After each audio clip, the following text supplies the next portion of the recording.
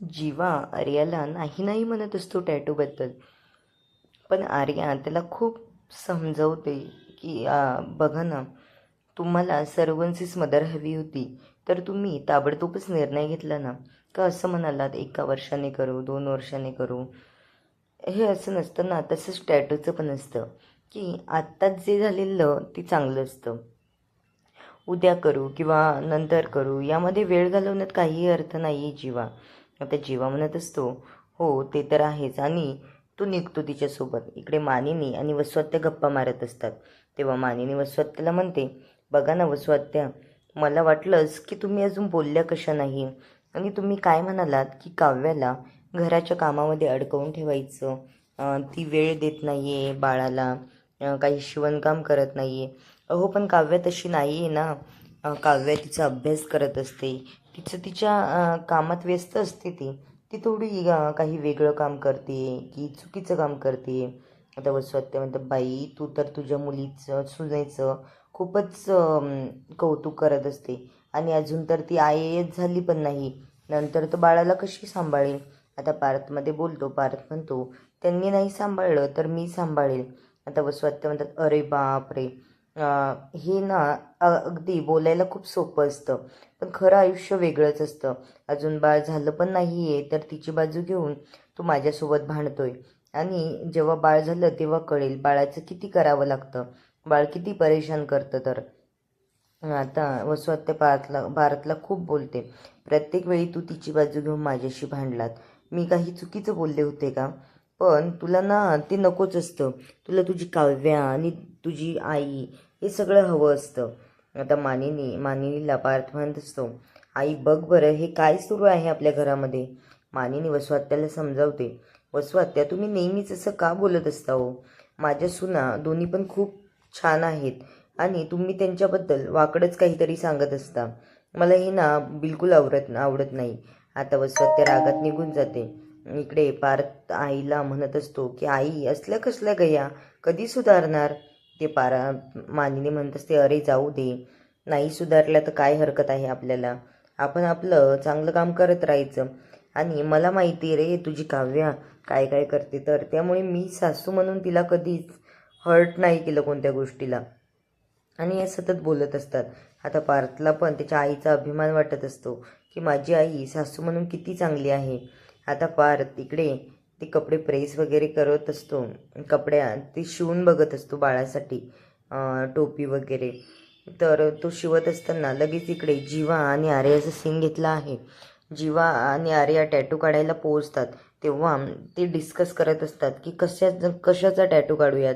आता आर्या म्हणत असते, तू आधी कधी काढलाय का? जीवा म्हणत असतो, हो काढलाय. आर्या म्हणते, कुठेच तर दिसत नाही, हातावर, पायावर, मानेवर, पाठीवर, कुठे काढलाय? जीवा म्हणत असतो, आपण मागच्या गोष्टीबद्दल न बोललेलंच बरं, आता आपल्याला जे करायचं आहे त्याबद्दल बोलूयात की. आता कोणता टॅटू काढायचा, तेव्हा ते पोस्टर दाखवतात. जेव्हा म्हणत असतं, नको नको, हे एवढे भारीतले टॅटू नको वाटतंय. नंतर आर्या म्हणते, आपण फुलपाखरू काढू का, अर्ध तुझ्या हातावर आणि अर्ध माझ्या हातावर, मग ते कम्प्लीट होईल आणि छान दिसेल. आता जीवा म्हणत असतो, पण मी अर्ध का काढावं, नंदिनी माझ्यासोबत असती तर आम्ही हाफ हाफ काढलं असतं आणि मग आमचं कम्प्लीटही झालं असतं. आता आर्याचा काय प्लॅन असतो जीवाला काहीच माहीत नसतं. जीवा फक्त त्याच्यासाठी आणि पर्सनल टॅटू काढायचं म्हणून इथे आलेला आहे.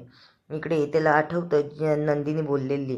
तो म्हणत असतो की बरं काढूयात, आणि तो सुचवतो बाबा असा टॅटू काढूयात.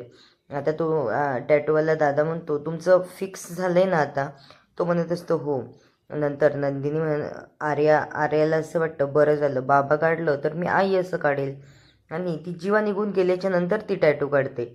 इकडे काव्या बसलेली असते अभ्यास करत, तेव्हा नंदिनीचा तिला कॉल येतो, आणि कॉल वाजताच ती उठते.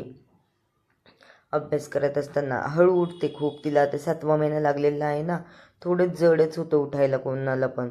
इकडे त्या आशाताई येतात त्यांच्या घरातल्या, आणि त्या म्हणत असतात, काय चाललं आहे काव्याताई? हो, ती फोनवर बोलत असते की नंदिनी म्हणते की आई विचारत होती आज काव्याला 7वा महिना लागला आहे, तिचं डोहाळे जेवण वगैरे कधी करायचं? तर काव्य म्हणत असते, हो करूयात ना. आशाताई म्हणत असतात, हो ताई, आता तुम्ही घरातले लादी पुसणं, कपडे वगैरे हे कामं करणार आहेत का? म्हणजे त्याने ना नॉर्मल डिलिव्हरी होते. आता काव्याला हसायलाच येतं. नंदिनी पण हसत असते ते बोलणं ऐकून. आता काव्या नंदिनीला बोलते की ए ताई, तुझं हसणं झालं असेल तर ठेवू का फोन? मी बोलते ना त्या ताईसोबत. आणि ती म्हणत असते, अहो ताई, मला अभ्यास करायला वेळ नाही, माझ्यासाठी माझ्या बाळाला द्यायला वेळ नाही, आणि ही घरातली कामं कधी करायची तुम्हीच सांगा ना. आणि नॉर्मल डिलिव्हरीचं असं काही नसतं बरं. जे जसं व्हायचं ना ते तसं होतं. त्यामुळे कामच करावी अशातला काही भाग नाही आहे. आता त्या आशाताई तिला समजावत असतात. नाही, पहिले लोक असे म्हणायचे आणि आजकालच्या मुली पण करून बघतात. काही व्यायाम करतात किंवा नॉर्मल डिलिव्हरी व्हावी यासाठी. पण काव्या म्हणत असते नको नको, आणि नंतर परत ती नंदिनीला फोन कंटिन्यू करते. ती म्हणत असते, नंदिनी हसायलाच लागते. अगं बाई, मला तर तू ही सगळी घरातली कामं करणार आहे का तर नॉर्मल डिलिव्हरीसाठी? काव्या म्हणत असते, नाही गं ताई. नंदिनी म्हणते, अगं पण आता तू ना अशा काहीतरी वेळा ठरवून घे, किंवा रात्री पार्थसोबत वॉकला जा जा, सकाळी उठलं की 1 तास बाळासाठी देत जा. म्हणजे असं केलं ना तर बरं बरं होऊन जाईल. कारण आईचं शरीर जेवढं लवचिक असतं ना तेवढी नॉर्मल डिलिव्हरी व्हायला मदतही होते काव्या. आणि सी शिक्षणपेक्षा नॉर्मल डिलिव्हरी कधी पण परवडते. आणि तेव्हा काव्याला पण नंदिनीचं म्हणणं पटत असतं. आता ती म्हणत असते, जेवली का गं? ती म्हणत असते, हो. जेवायला कोण? आई आणि मीच होते. पार्थ तर त्यांच्या कामासाठी बाहेर गेलेले आहेत. आता नंदिनी म्हणते, जीवा गं? ती म्हणत असते, नाही गं, जीवा आलाच नाही घरी. घरी असेल तर जेवेल ना. आता नंदिनी म्हणते, बरं ठीक आहे, मी जीवासोबत बोलते. इकडे जीवाचं टॅटू काढण्यासाठी पूर्ण तयारी झालेली असते. बाबा असं काढून झालेलं असतं आणि त्यावर फक्त टॅटू फिरवायचा असतो. आता नंतर इकडे जीवाला खूप आनंद होत असतो, बाबा असा टॅटू काढायचा असतो त्यामुळे. आणि आर्याच्या मनात काय आहे हे जीवाला अजूनही कळत नाही आहे. डायरेक्ट त्याला घरी गेल्याच्या नंतरच कळतं. पण आर्या खूप मनात विचित्र भावना ठेवून आहे आता जीवाबद्दल. पण या सगळ्यांचा परिणाम जीवा आणि नंदिनीच्या नात्यावर होऊ नये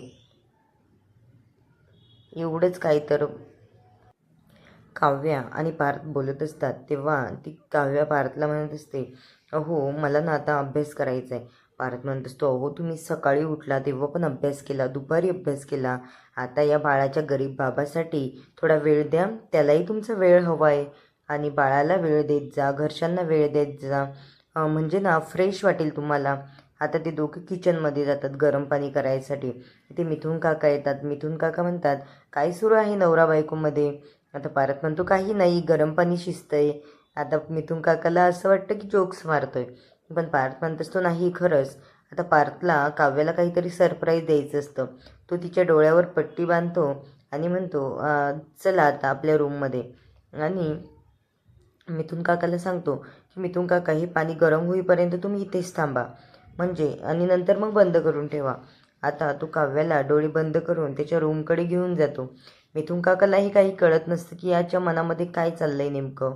आता नंदिनी घरी आल्याच्या नंतर बघते तर जीवा अजूनही घरी आलेला नसतो. जीवा घरी आला नाही म्हणून नंदिनीच्या जीवाची एवढी घालमेल होतीये. आणि ती ऑफिसमध्ये फोन करून बघते तर ऑफिसमधले पण सगळी सांगतात, जीवा सर ऑफिसला आलेलेच नाही. आता गेला तर कुठे गेला असेल असं नंदिनीला वाटतं. आणि नंदिनी खूप घाबरते. इकडे जीवा घरी आल्यावर तो नंदिनीला हायपर झालेला बघून खूप म्हणजे त्याला पण भीती वाटायला लागते. नंदिनी खूप चिडते, अहो जीवा, न सांगता का केलात तुम्ही? मी किती घाबरली होते आणि मला असं वाटलंच नाही की तुम्ही असं न सांगता घराबाहेर एवढ्या वेळ राहू शकता. आणि आता माझी जीवाची घालमेल खूप वाढली होती. मी सगळ्यांना फोनही करणं सुरू केले होते. आता जीवा म्हणत असतो, अगं मी यासाठी गेलो होतो बाहेर. आता नंदिनीच्या चेहऱ्यावरचा पूर्ण राग निघून जातो आणि तिच्या चेहऱ्यावर हास्य फुलतं डायरेक्ट. कारण तिला ते बाबा टॅटू बघून तर खूप आनंद होतोय. ती म्हणत असते, जीवा, हे 2च शब्द आहेत पण किती मनाला भावून जाणारे आहेत ना. बाबा बाबा असं म्हटल्याच्या नंतरही किती म्हणजे फिलिंग्सच आपल्या वेगळ्या होतात. आणि या 2 शब्दामध्ये आपलं अगदी पूर्ण विश्व सामावलेलं आहे. आता जीवाला पण खूप आनंद होतो. जीवा म्हणत असतो, नंदिनी, म्हणूनच तर मी बाबाचा टॅटू काढून आलोय ग. तू गेल्याच्या नंतर अचानकच ठरलं माझं आणि टॅटू काढायला गेलो. आता नंदिनी म्हणत असते, हो ना, मला पण खूप भारी वाटतंय हे 2 शब्द बघून आणि खूप आनंदही होतोय. बरं झालं, वेळ झाला तुम्हाला यायला. पण बाबा असा टॅटू काढून आलात तुम्ही.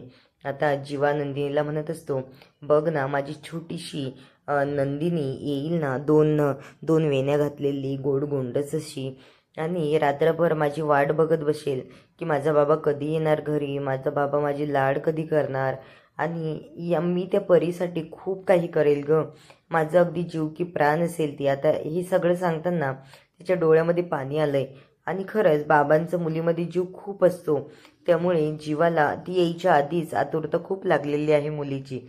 नंदिनीच्या पण डोळ्यात पाणी येतं. तो म्हणत असतो, तिच्या अशा 2 वेण्या, मी तिला वेण्या बांधून देत जाईन, तिचा मेकअप करत जाईन, तिला स्कूलला सोडवत जाईन, ती मला बाय बाय करत जाईन, असं ते सगळ्या गोष्टी सांगत असतो. आणि ती झोपली की तिच्या डोक्यावरून असा हात कुरवाळत जाईल. नंतर लगेच इकडे आर्या येते आणि आर्या म्हणते, अरे वा, हा बघा टॅटू कसा दिसतोय. जीवा म्हणत असतो, हे काय म्हणते तू. आता ती आल्याच्या नंतर जीवाचा हात पुढे करते आणि तिचा पण हात पुढे करते. आता तिच्या हातावरचा आई हा टॅटू बघून नंदिनी खूप चिडते, आणि तिचा ही चेहरा बघून जीवाला पण ऑकवर्ड फील होतं. जीवाला हे सगळं माहीतच नसतं की अरे असं काही करणार असते, पण जेव्हा ती हे करते तेव्हा जीवालाही धक्काच बसतो.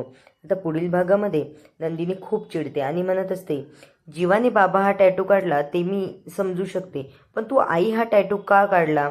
आणि ती एक स्केच पेन घेते आणि त्यावर लिहिते, नंदिनी आई आहे बाळाची. असं लिहिल्याच्या नंतर ती म्हणत असते, हेच आता डोक्यात फिट्ट करून ठेव, म्हणजे यानंतर तुझा गैरसमज होणार नाही आणि जीवाबद्दल जवळीकही तुला वाटणार नाही. आता हे सगळं रूप बघून आर्याचा चेहराच उतरतो. आणि आता पुढील भागामध्ये काय होईल हे बघणं